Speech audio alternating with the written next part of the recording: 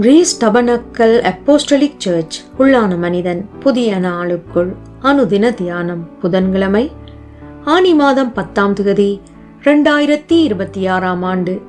இன்றைய தியான தலைப்பு கிறிஸ்துவுக்குள் வேறு பிரிந்த வாழ்க்கை. இன்றைய தியான வசனம் 2 கொரிந்தியர் 6ஆம் அதிகாரம் 15ஆம் வசனம்.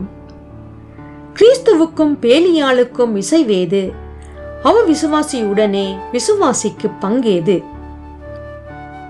தியானம். அக்காலத்திலே தேவனாகிய கர்த்தர் தாமே தம்முடைய சித்தத்தை இந்த பூமியிலே நிறைவேற்றி முடிக்கும்படி தமக்கென்று ஒரு ஜனக்கூட்டத்தை பிரித்தெடுத்தார். அவர்களுக்கு ஆராதனை முறைமைகளையும் இரட்சிப்பையும் வேறு பிரிந்த வாழ்க்கையையும் கற்றுக் கொடுத்தார். அவர்களை பின்னிட்டு சோரம் போக பண்ணுவார்கள்.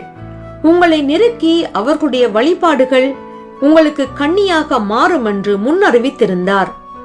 அப்படியாக தேவனாகிய கர்த்தர் கூறியிருந்தும் அவர்கள் அவருடைய வழியை விட்டு விலகி பெருந்தன்மையோடு புறஜாதிகளோடு உடன்படிக்கை பண்ணி தங்களை அழைத்த தேவனாகிய கர்த்தரை விட்டு விலகினார்கள். அவரே தங்களுடைய பெலன், அவர் தங்களோடு இருப்பதே மேன்மை என்பதை மறந்து போனார்கள்.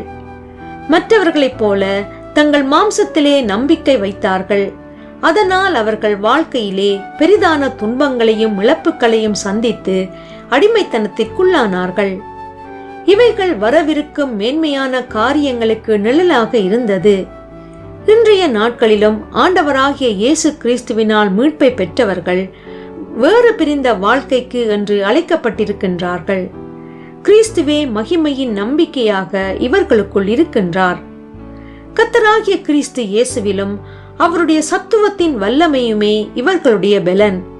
இப்படியாக ஆரம்பித்தவர்கள் பாதி வழியிலே வாழ்க்கையிலே சௌகரியம் ஏற்படும் போது மனதிலே பெருந்தன்மை உடையவர்களாக மாறி கிறிஸ்துவை அறியாதவர்களுடன் ஐக்கியமாக இருப்பதை நாடுகின்றார்கள்.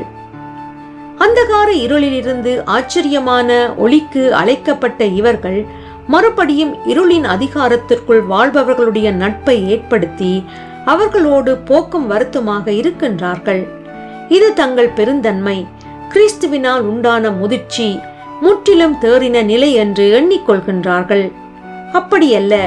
இவைகளை ஒரே வார்த்தையில் சுருக்கமாக கூற முடியும்: சமரசம். பிரியமானவர்களே, உங்கள் அழைப்பின் மேன்மையை மறந்து இந்த உலகப் போக்கினால் வஞ்சிக்கப்பட்டு போகாதபடிக்கு எச்சரிக்கை உள்ளவர்களாக இருங்கள். ஜெபம் செய்வோம். வேறு பிரிந்த வாழ்க்கைக்கென்று என்னை அழைத்த தேவனே, இலக்கை நோக்கி ஓடுகின்ற சிந்தையை கொண்டிருக்கவும் வேறு சிந்தையாக மாறாத படிக்கும் எனக்கு உணர்வுள்ள இருதயத்தை தந்தொள்வீராக. இரட்சகர் இயேசு வழியாக ஜெபிக்கின்றேன். ஆமேன். மாலை வாசகம் யோவான் 14ஆம் அதிகாரம் 6ஆம் வசனம்.